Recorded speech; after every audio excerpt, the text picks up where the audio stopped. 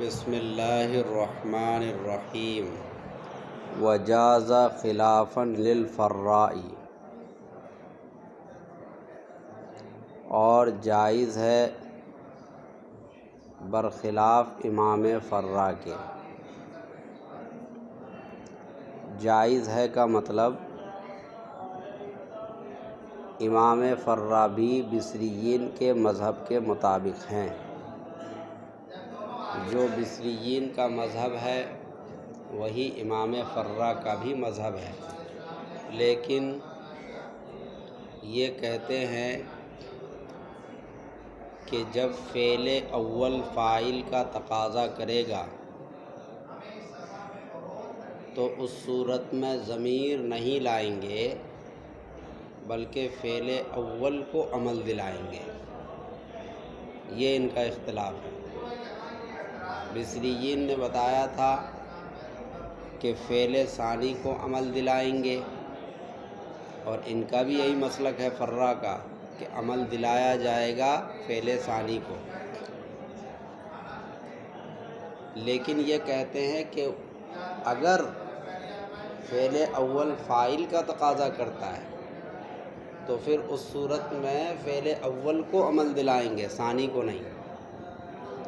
اس لیے کہ اگر اس صورت میں بھی فعل ثانی کو عمل دلایا جائے تو اس صورت میں اضمار قبل ذکر لازم آتا ہے لفظاً اور رتبتاً۔ سمجھ آئی بات؟ اور یہ درست نہیں ہے۔ اسی لیے انہوں نے کہا کہ اضمار قبل ذکر سے بچنے کے لیے یہ ہے کہ آپ فعل اول کو عمل دلا دو اور فعل ثانی میں ضمیر مان لو، تو یہاں اضمار قبل ذکر نہیں ہوگا۔ سمجھ میں آئی بات؟ لفظاً تو ہوگا لیکن رتبتاً نہیں ہوگا۔ یعنی عبارت ہو جائے گی ضربنی و اکرمنی زید، اور زید فاعل ہے ضربنی کا۔ اس کا مطلب یہ کہ رتبے کے لحاظ سے زید ضربنی کے بعد ہے، اور اکرمنی کے اندر آپ نے ہوا ضمیر فاعل مان لیا، اور وہ ضمیر لوٹے گی کس کی طرف؟ زید کی طرف۔ تو زید تو رتبے کے لحاظ سے کہاں ہے؟ اکرمنی سے پہلے ہے۔ تو یہاں اضمار قبل ذکر لفظاً تو ہے کیونکہ لفظاً زید بعد میں ہے، لیکن رتبتاً نہیں ہے۔ ہم نے اس کا جواب دے دیا تھا، یعنی بصریین کے مذہب کا، کہ اضمار قبل ذکر بشرط تفسیر جائز ہے، کیونکہ اس کی تفسیر کر رہا ہے بعد والا، جو بعد میں فاعل آ رہا ہے وہی فاعل اس کی تفسیر کر رہا ہے، اور کوئی حرج نہیں ہے۔ یہ بات ہو گئی۔ وَحَذَفْتَ الْمَفْعُولَ إِنِ اسْتُغْنِيَ عَنْهُ، اور آپ مفعول کو حذف کر دیں گے اگر اس سے بے نیازی ہو۔ یعنی دوسری صورت، بصریین ہی کا مسلک چل رہا ہے۔ بصریین کے یہاں کون سے فعل کو عمل دلاتے ہیں؟ فعل ثانی کو۔ فعل اول میں کیا مانتے ہیں؟ ضمیر اگر فاعل کا تقاضا کرے تب۔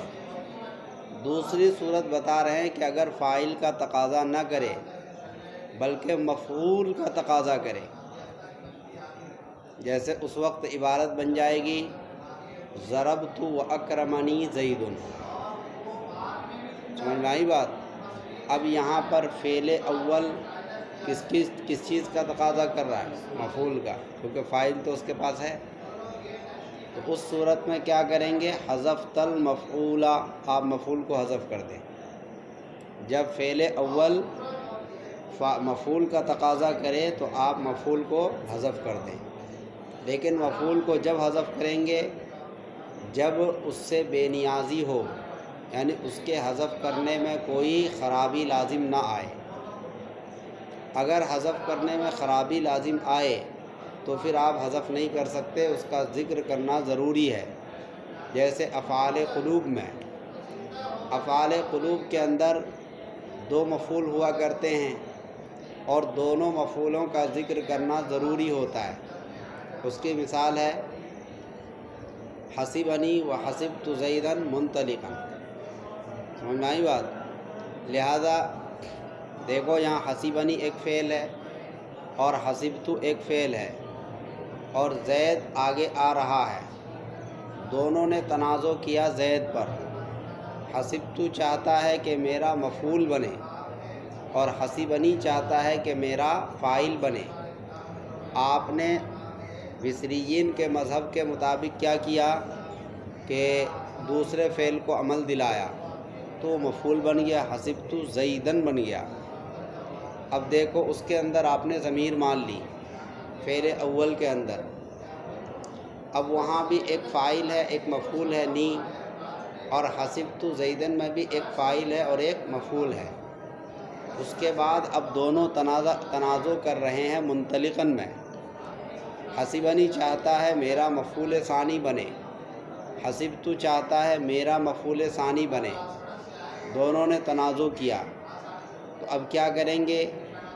آپ نے بصریین کے مذہب کے مطابق منطلقاً کو مفعول بنا دیا، کس کا؟ دوسرے فعل کا، حسبتو کا۔ حسبتو کا مفعول بنا دیا تو اب حسیبنی کا مفعول کہاں گیا؟ تو آپ حذف کریں گے، حذفت المفعول یہاں کہا نہیں، حذف نہیں کریں گے، کیونکہ افعال قلوب کے دو مفعولوں میں سے کسی کا بھی حذف کرنا درست نہیں ہے، تو اس کو ذکر کرنا ضروری ہوگا، لہذا اس کو وہاں ذکر کریں گے۔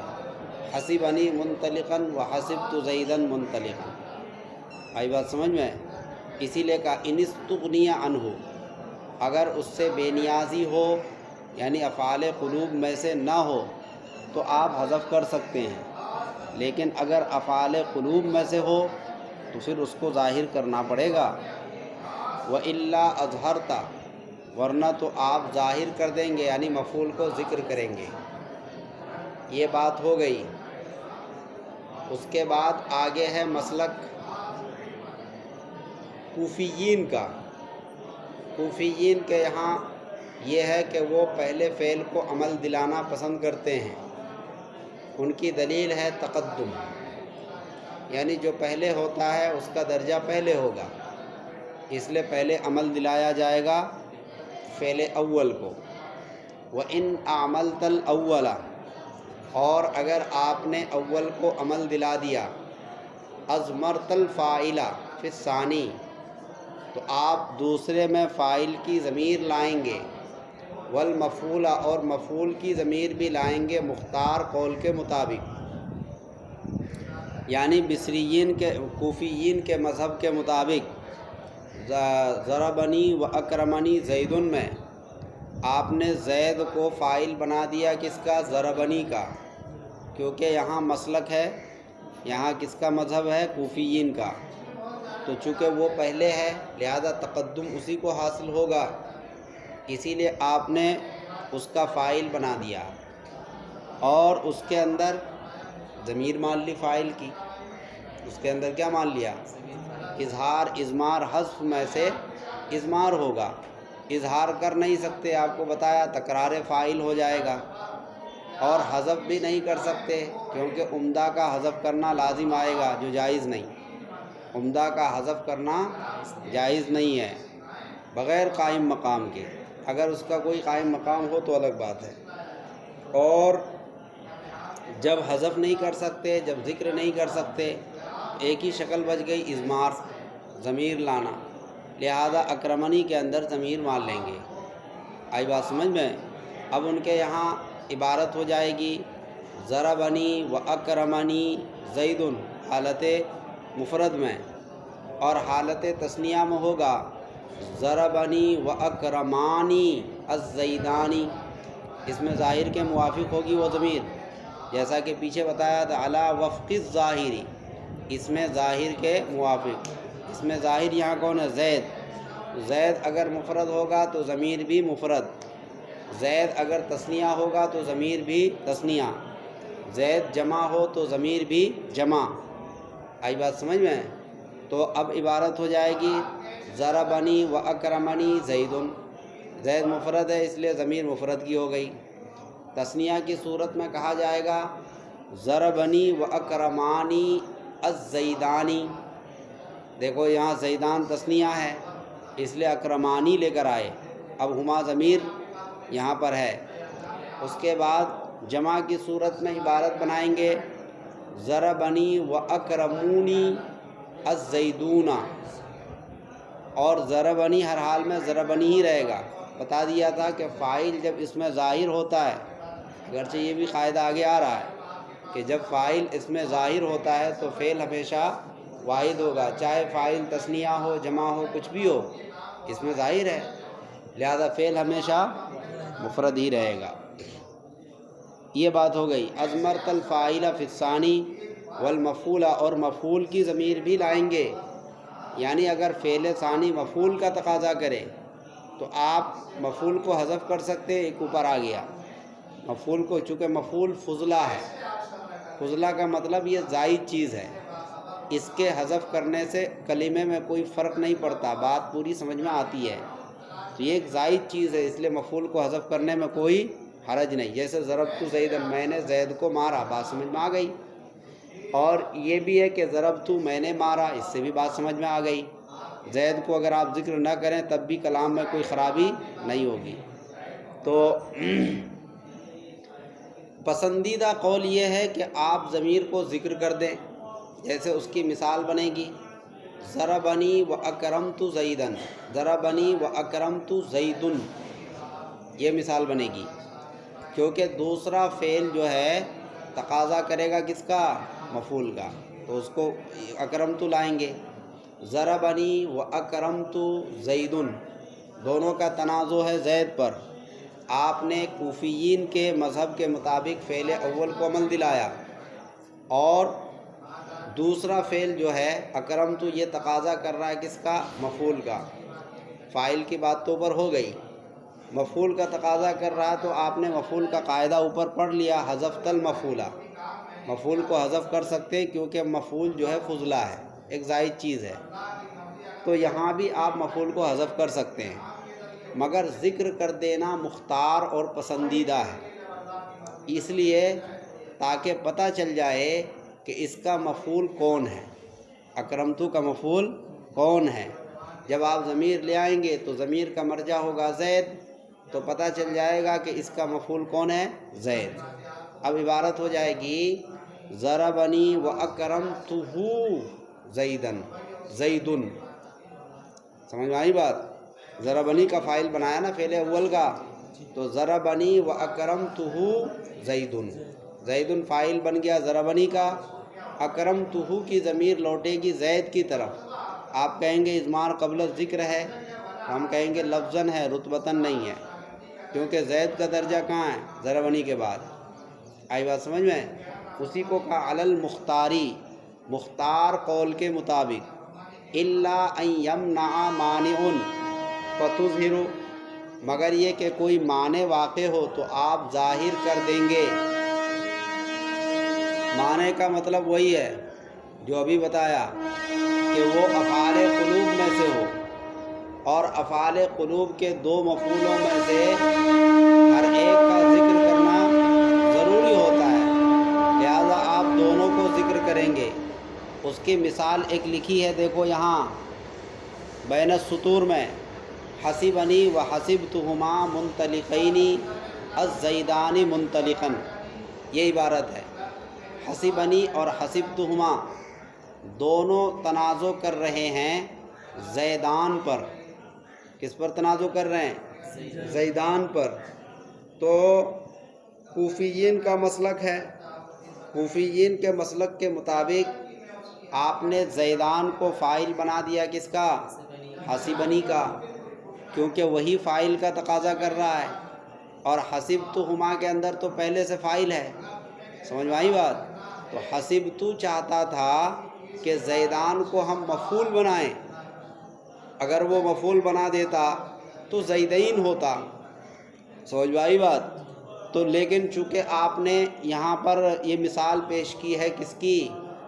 کوفیین کی، تو کوفیین کے مسلک کے مطابق الزیدان کو آپ نے فاعل بنایا کس کا؟ حسبنی کا، فعل اول کا. تو اب عبارت ہو گئی گویا کہ حسبنی الزیدان، اس طرح عبارت ہو گئی.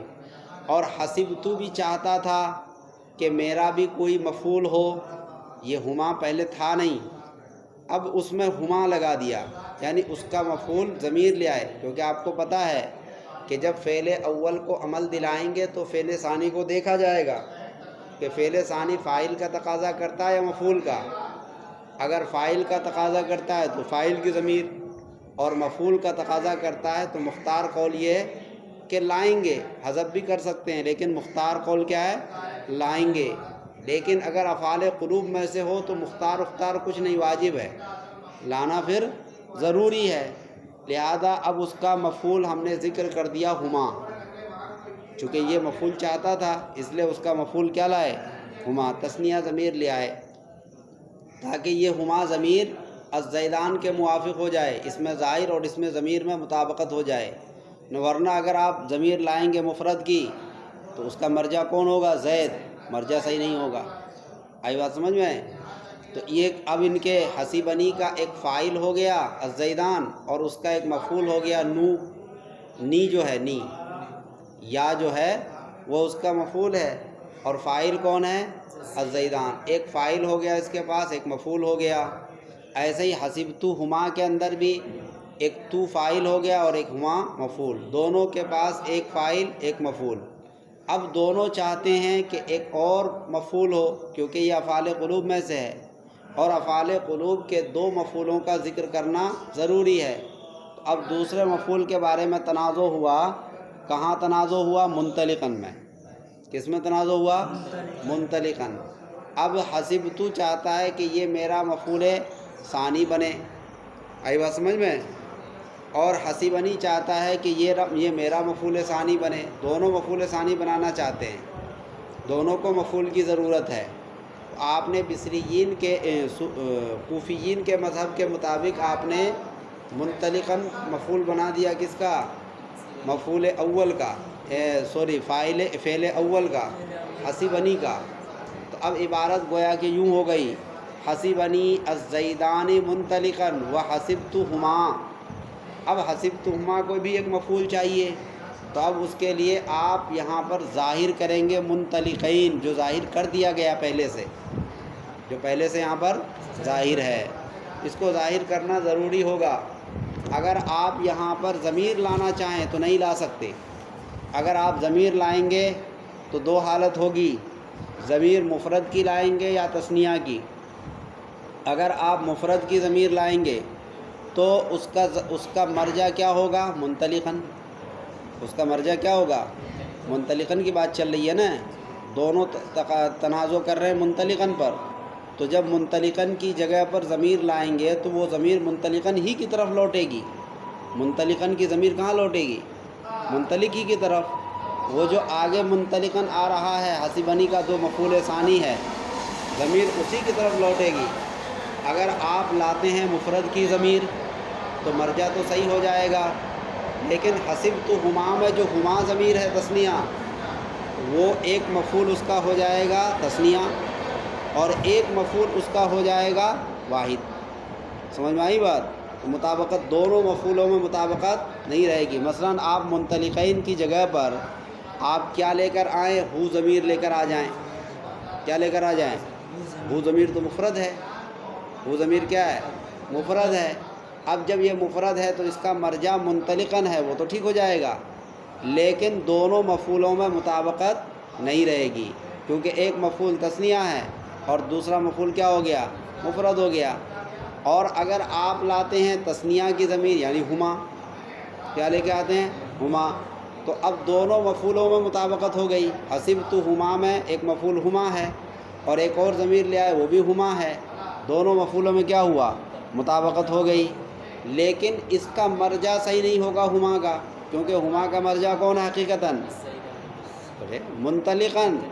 منطلقاً کی جگہ پر جو ضمیر ہوگی اس کا مرجع منطلقاً ہی ہوگا، یہ ذہن میں رکھنا پڑے گا۔ منطلقاً کی جگہ پر جب ضمیر لائیں گے تو مرجع کون ہوگا؟ منطلقاً ہی ہوگا۔ تو وہی ہے، جب آپ وہاں پر تثنیہ کی ضمیر لے آئے ہما منطلقین کی جگہ پر، اور وہ ضمیر لوٹ رہی ہے آگے جو منطلقاً ہے اس کی طرف، وہ حقیقت میں آگے نہیں ہے، وہ تو پیچھے ہے لیکن لفظاً آگے ہے، اب وہاں مرجع صحیح نہیں ہوگا۔ ضمیر تثنیہ اور مرجع کیا ہے؟ مفرد۔ اسی لیے آپ جو ہے ضمیر لا ہی نہیں سکتے، لانے میں خرابی ہے۔ تو اب ہر حال میں کیا کرنا پڑے گا؟ ذکر کرنا پڑے گا۔ اسی معنی کو انہوں نے ذکر کیا ہے۔ معنی اگر کوئی معنی واقع ہو جائے، معنی یہی ہے کہ اگر آپ ضمیر مفرد کی لائیں گے مرجع صحیح ہوگا، مطابقت نہیں ہوگی، تثنیہ کی ضمیر لائیں گے مطابقت ہوگی، مرجع صحیح نہیں ہوگا، یہی معنی ہے۔ اسی معنی کی وجہ سے آپ کیا کریں گے؟ دوسرے مفعول کو ذکر کر دیں گے، اسی لیے وہاں منطلقین لائے۔ کیا لائے؟ منطلقین۔ فتظہروا، لہذا آپ ظاہر کر دیں گے۔ اس کے بعد امرؤ القیس ایک بہت بڑے شاعر تھے۔ امرؤ القیس کی ایک تاریخ ہے، موقع ہوگا تو وہ تاریخ بتائیں گے، ابھی سبق تھوڑا لمبا ہے، کبھی اس کی تاریخ بتائیں گے۔ بہت بڑے شاعر تھے امرؤ القیس۔ جب یہ پیدا ہوا تھا تو یہ جب ہوشیار ہوا تو یہ شعر نہیں پڑھتا تھا۔ ان کے والد نے کہا کہ یہ شعر نہیں پڑھتا ہے، لگتا ہے کہ یہ حرامی النسل ہے، یہ میری اولاد نہیں ہے، میری اولاد ہوتی تو میں جیسے شعر پڑھتا ہوں یہ بھی شعر پڑھتا۔ امرؤ القیس کے بارے میں کہا، لہذا غلام کو کہا لے جاؤ اس کو پہاڑ کے نیچے دفن کر دو، قتل کر دو اس کو، یہ ہماری اولاد نہیں ہے۔ سمجھ میں آئی بات؟ تو جیسے ہی قتل کرنے کے لیے تلوار سونت لی گئی تو اس وقت انہوں نے اشعار پڑھے، بہت سارے اشعار، 2-4 اشعار پڑھے۔ تو اب اس کا غلام لے کر واپس آیا ان کے باپ کے پاس، کہا کہ آپ کہتے ہیں کہ یہ شعر نہیں پڑھتا ہے، تو شعر پڑھتا ہے۔ پھر یہی امرؤ القیس محنت کر کے آگے چل کر بہت بڑا شاعر بنا، اتنا بڑا شاعر بنا کہ خانہ کعبہ کی دیوار سے ان کے شعر چپکائے جاتے تھے کہ ہے کسی کوئی بڑا شاعر جو میرے اشعار کا مقابلہ کر سکے۔ آئی بات سمجھ میں؟ یہ اتنے بڑے شاعر تھے، ان کے اشعار خانہ کعبہ کی دیوار سے چپکے ہوئے تھے، اور یہ دعویٰ کیا جا رہا تھا کہ اس جیسا شعر کوئی پیش نہیں کر سکتا۔ سمجھ میں آئی بات؟ امرؤ القیس مر چکا تھا، اس کی بہن تھی اس زمانے میں، یہ زمانے جاہلیت کا شاعر ہے، قرآن سے پہلے کا شاعر ہے۔ چنانچہ امرؤ القیس کی بہن تھی جو وارث تھی اس کی، سب مر چکے تھے۔ اسی زمانے میں قرآن نازل ہو رہا تھا، تو جب قرآن نازل ہوا امرؤ القیس کی بہن فخر کرتی تھی کہ میرے بھائی جیسا شاعر اس دنیا میں پیدا نہیں ہوا ہے۔ سمجھ میں آئی بات؟ آج بھی اس کے ٹکر کا کوئی شاعر نہیں ہے۔ چنانچہ جب قرآن نازل ہوا تو کہا جاتا ہے کہ قرآن کریم کے اندر بہت زیادہ فصاحت و بلاغت ہے۔ آئی بات سمجھ میں؟ لہذا جب قرآن کریم نازل ہونے لگا تو قرآن کریم چونکہ اس سے زیادہ فصیح و بلیغ ہے تو امرؤ القیس کے اشعار خود بخود جھڑنے لگے، اس دیوار سے کٹ کٹ کر گرنے لگے، کیونکہ اب قرآن کریم کے ٹکر کا شعر نہیں رہا۔ قرآن کریم کے اندر فصاحت و بلاغت بہت زیادہ ہے، بہت اعلیٰ پیمانے کا ہے۔ تو وہی امرؤ القیس ہے۔ یہ کوفیین جو ہے اپنے مسلک کو مضبوط کرنے کے لیے، اپنے مذہب کو، امرؤ القیس شاعر کا شعر پیش کیا کہ بھئی یہ تو بہت بڑا شاعر ہے، ہر آدمی جانتا ہے کہ بہت بڑا فصیح شاعر ہے، لہذا ان کے شعر کے اندر پہلے فعل کو عمل دلایا گیا ہے۔ جب پہلے فعل کو عمل دلایا تو اس کا مطلب یہ ہے کہ ہمارا مسلک درست ہے، ہمارا مسلک درست ہے۔ ابھی ہم قرآن سے جواب دیں گے، پہلے اس شعر کو سمجھو۔ کفانی ولم اطلب قلیل من المالی،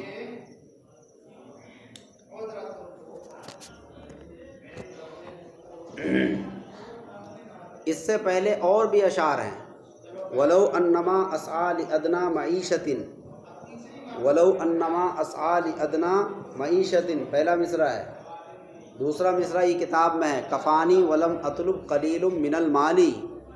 اس کے بعد تیسرا مصرع ہے، ولکنما اسعى لمجد مؤصل وقد يدرك المجد المؤصل امثالی۔ دیکھو یہاں حاشیے کے اندر لکھا ہے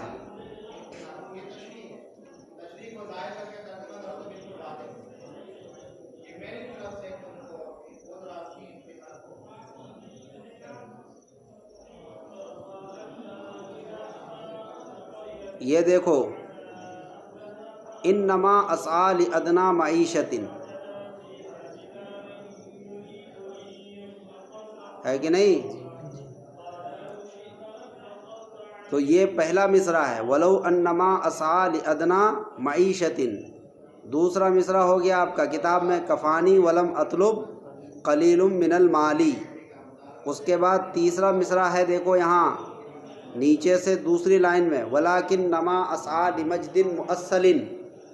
ولکنما اسعى لمجد مؤصل وقد يدرك المجد المؤصل امثالی. 7 نمبر سے پہلے یہ ہے 4 مصرے ہیں یہاں پر. یہ امرؤ القیس کا شعر ہے. انہوں نے دیکھو اس مصرے سے استدلال کیا. کفانی ایک فعل ہے اور یا یہاں مفعول ہے، اور ولم اطلب یہ بھی ایک فعل ہے، اور کفانی اور لم اطلب میں تنازع ہوا. دونوں فعل نے تنازع کیا قلیل پر. لم اطلب چاہتا ہے کہ قلیل میرا مفعول بنے، کیونکہ لم اطلب متکلم ہے، فاعل تو وہاں ہے، اب اس کو مفعول چاہیے. کفانی کے پاس مفعول ہے، وہ فاعل چاہتا ہے، تو کفانی چاہتا ہے کہ قلیل کیا بنے؟ میرا فاعل. اب یہاں قلیل پڑھا شاعر نے کیا پڑھا؟ قلیل. قلیلن نہیں پڑھا، قلیل پڑھا. تو اس کا مطلب یہ ہے کہ شاعر نے پہلے فعل کو عمل دلایا اور پہلے فعل کا کیا بنایا؟ فاعل بنایا. تو دیکھو ہمارا مسلک ثابت ہو گیا، بہت بڑے شاعر نے اس کو استعمال کیا ہے. تو چونکہ مصنف کا رجحان جو ہے بصریین کی طرف ہے، یہی وجہ ہے کہ مصنف نے پہلے بصریین کے مذہب کو بیان کیا، کوفیین کے مذہب کو پہلے بیان نہیں کیا، کیونکہ مصنف کے نزدیک بھی پسندیدہ بصریین کا مذہب ہے. اسی لیے مصنف نے اس کا جواب دیا آگے لیس منہ، یہ تنازع میں سے نہیں ہے. لیس منہ ای من التنازع، یعنی یہ تنازع فعلان میں سے نہیں ہے. لفساد المعنی، معنی کے فاسد ہو جانے کی وجہ سے. یعنی اگر تنازع مانیں گے کہ لم اطلب اور کفانی دونوں تنازع کر رہے ہیں قلیل پر، تو اس صورت میں معنی فاسد ہو جاتا ہے. اب معنی کیسے فاسد ہو جاتا ہے؟ ایک قاعدہ سمجھو. قاعدہ یہ ہے کہ لو کا ضابطہ یہ ہے کہ لو جس پر داخل ہوگا اگر وہ مثبت ہے تو اس کو منفی کر دے گا. اس کو کیا کرے گا؟ منفی کر دے گا. اور اگر وہ منفی ہے تو اس کو مثبت کر دے گا. یہ لو کا ضابطہ ہے. سمجھ میں آئی بات؟ لہذا ولو انما اسعى میں لو آ گیا. یہ لو داخل ہوا کہاں؟ اسعى پر. اسعى فعل ہے نا، اسعى فعل مثبت ہے، لہذا اسعى پر داخل ہوا تو اسعى کیا ہو گیا؟ لم اسعى کے معنی میں ہوا. کس معنی میں؟ کیونکہ لو کا قاعدہ یہ ہے کہ وہ مثبت کو منفی کرتا ہے، تو یہ لم اسعى کے معنی میں ہوا. تو ولو انما اسعى، تو لم اسعى ہوا، ترجمہ ہوگا میں ادنا معیشت کی کوشش نہیں کرتا. سمجھ میں آئی بات؟ لو کی وجہ سے کیا ترجمہ ہوگا؟ میں ادنا معیشت کی کوشش نہیں کرتا. اور آگے ہے کفانی. کفانی بھی مثبت ہے، تو کفانی لم یکفنی کے معنی میں ہوگا. کس کے معنی میں؟ کیونکہ مثبت کو منفی کرتا ہے تو یہ منفی کرے گا. لہذا لم یکفنی کا ترجمہ کیا ہوگا؟ مجھ کو کافی نہیں ہے. کون کافی نہیں ہے؟ قلیل، تھوڑا مال. قلیل من المالی، تھوڑا مال. تھوڑا مال مجھ کو کافی نہیں ہے. اور آگے ہے ولم اطلب. آپ ہی کی بات اگر مان لیا جائے کہ قلیل پر تنازع تھا اور آپ نے جو ہے قلیل کو فاعل بنا دیا کس کا؟ کفانی کا. آپ ہی کی بات ہم مان رہے ہیں اور آپ ہی کی بات کے حساب سے ترجمہ کر رہے ہیں. تو اب تنازع ہوگا قلیل پر، تو ترجمہ کیا ہوگا؟ لم اطلب منفی ہے، لہذا اس کو مثبت بنا دو. تو مثبت بنائیں گے تو کیا ترجمہ ہوگا؟ کہ میں تھوڑا مال طلب کرتا ہوں. دیکھو پیچھے کیا کہا؟ مجھ کو تھوڑا مال کافی نہیں ہے اور میں تھوڑا مال طلب کرتا ہوں. جو چیز کافی نہیں اس کو کون طلب کرے گا؟ تنازع ہو گیا کہ نہیں؟ یہ فساد ہو گیا معنی میں. بھئی جو چیز مجھے کافی نہیں ہے میں اس کو کیوں لوں؟ میں تو وہ چیز لوں گا جو مجھے کافی ہو. تو یہ دیکھو معنی میں فساد ہو گیا. مجھ کو تھوڑا مال کافی نہیں ہے اور پھر میں تھوڑے مال کے پیچھے پڑا ہوا ہوں. پتہ یہ چلا کہ معنی میں فساد ہو گیا. اگر یہاں تنازع مانیں گے تو کیا ہوگا؟ معنی میں فساد ہوگا. اسی لیے کہا لفساد المعنی، معنی کے فساد کی وجہ سے. یہ تنازع کے باب سے نہیں ہے. تو اس کا جواب دیا مصنف نے، ابن حاجب نے، کہ لم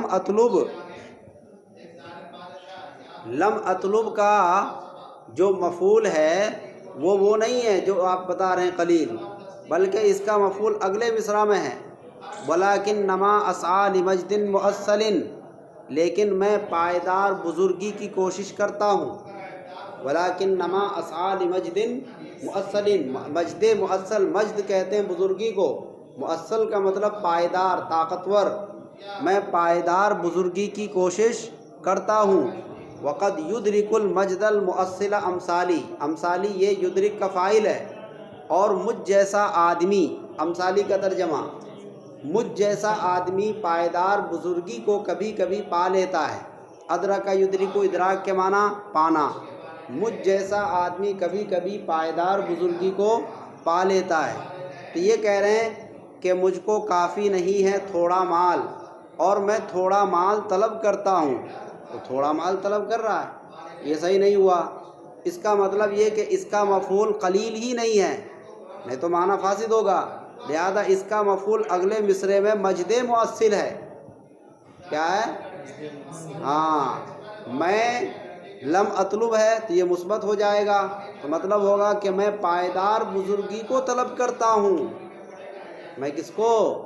پائیدار بزرگی کو طلب کرتا ہوں، میں تھوڑے مال کو طلب نہیں کرتا۔ اگر یہ معنی لیں گے تو معنی فاسد ہوگا۔ تو یہ کہا انہوں نے کہ نہیں، مجھ کو تھوڑا مال کافی نہیں ہے، قلیل تو کفانی کا فاعل ہو گیا، لیکن لم اطلب قلیل پر جھگڑا نہیں کر رہا ہے، لم اطلب کا مفعول کوئی اور ہے، قلیل سے اس کا کوئی مطلب ہی نہیں ہے۔ قلیل کو اگر اس کا مفعول بنانا چاہیں تو ترجمہ فاسد ہو جائے گا، اسی لیے کہا گیا کہ اگلے مصرے میں جو مجد مؤصل ہے وہ مجد مؤصل اس کا کیا ہے؟ مفعول ہے۔ اب عبارت کا مطلب ہو گیا مجھ کو تھوڑا مال کافی نہیں ہے اور میں مجد مؤصل یعنی پائیدار بزرگی کو طلب کرتا ہوں، تو دیکھو اس کا مفعول کوئی اور ہے اور اس کا فاعل کوئی اور ہے، تنازع کہاں ہوا؟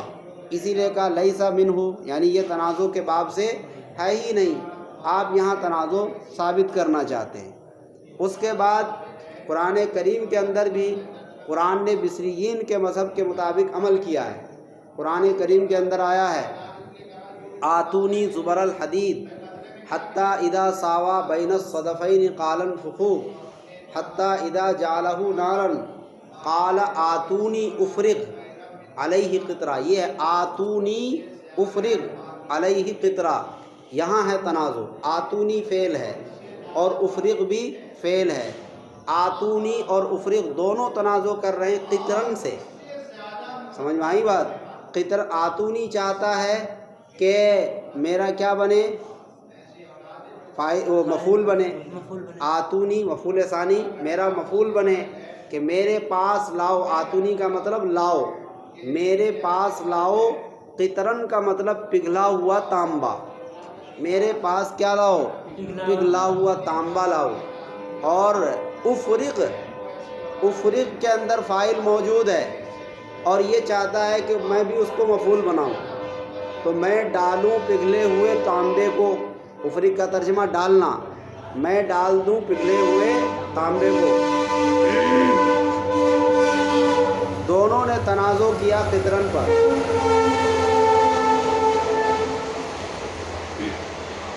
آتونی چاہتا ہے کہ میرا مفعول بنے اور یہ دوسرا والا فعل افرغ چاہتا ہے کہ میرا مفعول بنے۔